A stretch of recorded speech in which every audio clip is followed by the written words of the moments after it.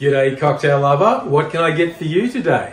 Do you know Warhammer 40k? There's that new game, Total War, Warhammer 3 coming out, and I want a drink that kind of celebrates that, gets the vibe of the Chaos Gods happening. Blood for the Blood Gods! What the hell was that?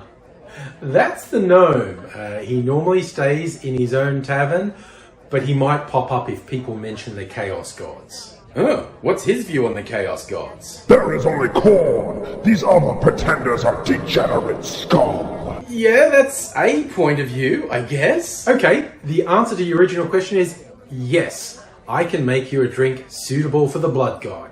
I guess it's time to bring out the skull glassware. So what drink would be fitting for the Blood Gods faction? Well, if you wanted simple chaos, you could just do shots of Campari or some other blood red Amaro. That's going to look like you're drinking blood, and a shot of that is going to put you in the mood for chaos. I like the sound of that, but I feel like it lacks a certain impact. I agree. So we need to elevate it. Start with the blood red base, but let's top it with 80% alcohol absinthe and introduce fire!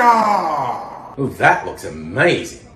And because we are not actually Chaos Legions, we will blow the flame out before serving it. Also, it's important if you're ever doing this yourself, don't let the flame burn too long. The shot glass will get really hot and then it's goodbye lips. Wait, do people try and drink it while it's still burning? Yep, but I don't let them because I can't afford the lip insurance anymore. That sounds like you've been on the receiving end of some bad experiences. Ugh, the unpleasantness.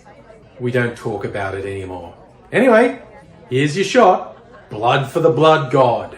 And skulls for the Skull Throne. Oh, yeah, okay, that's chaos. That is definitely chaos. Whew. Alright, do you think you could make me... Oh, excuse me. Another drink? More like a cocktail, something the Chaos God might drink in a more relaxed moment. I thought you'd never ask. What I have in mind, blood red, chaos, I'm thinking kind of a bastard cousin of a Manhattan that's been disowned by the family. Okay, I'm intrigued. The reason I was thinking in Manhattan territory was you use sweet vermouth in a Manhattan. Most sweet vermouths are red. I have one that is blood red, and that got me to thinking that would be a good start. But then rather than whiskey, let's go a bit more chaos. Use moonshine. Pre-whiskey, if you will. And then I think even a bit more chaos on top of that. Let's go. This is the moonshine I'm talking about. Pacific Moonshine. This is made by the Cape Byron Distillery in New South Wales. This dates back to the start of COVID lockdowns. They were friends with the Stone and Wood Beer Brewery, who had a whole shipment of beer ready to go.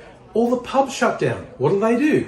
The initial thought was, hey, let's make some hand sanitizer. We'll distill it, make hand sanitizer. Then they thought, or we could do something a bit more interesting. And they came up with this Pacific Moonshine, which has amazing fruity aromas. And because it's unaged, it's got quite a bit of kick. So we're going to add 2 ounces or 60 mils of moonshine to our mixing glass. This is the extremely blood red vermouth I was talking about, Unico's Yuzu vermouth. It is the reddest sweet vermouth I've ever seen. It's going to really give this drink a bit of visual character. It also tastes great, so we're going to add 1 ounce or 30 mils of sweet vermouth. For some bitters, I'm going to mix it up a bit. I'm going to do 2 dashes of Angostura bitters, 1 dash of orange bitters. It's common often to just use the Angostura, but I like that little extra note the orange bitters is going to bring. So 2 dashes of Angostura and 1 dash of orange bitters. And I did promise more chaos. For the shot, we used absinthe for the additional chaos.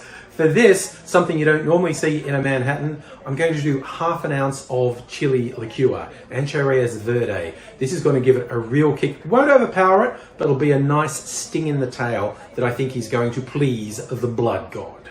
We add ice to our mixing glass, stir that with the severed finger of your mortal enemy until it's nice and chilled, tiny bit diluted. Then we're ready to strain it into our suitable receptacle.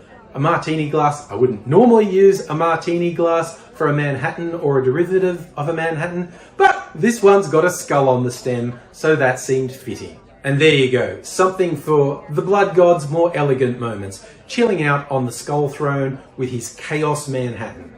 Cheers.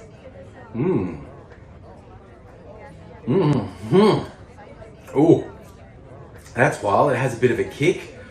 Oh, I could just about imagine the Blood God kicking back after a huge victory and drinking this. Looks like the blood of his enemies. Well, I'm not sure if the Blood God ever actually chills out. Blood for the Blood God! Oh, Jesus, is he still here? Yeah, it's nice to have him visit, but I think I need him to go back to his own YouTube channel now. Oh, he's on YouTube? Maybe if you go across to the Gnome's Tavern and subscribe, he'll leave you alone. But don't let him put you off. He's just trying to make you spill your drink. Why does he want me to spill my drink? Much like all blood spilled in battle belongs to the Blood God, any drink spilled, he claims for his own. Blood for the Blood God! Damn it! Damn it, he made me spill it on my pants. I mean, no, hey! No! No! No! No! No! Oh, no! No! Oh, no one wants to see that. Oh, that's all kinds of wrong. Oh, wait, I think the punters are into it. Man, this is a weird crowd tonight. Your skull will be a nice skull for the Skull Throne. Just saying. Just throwing it out there.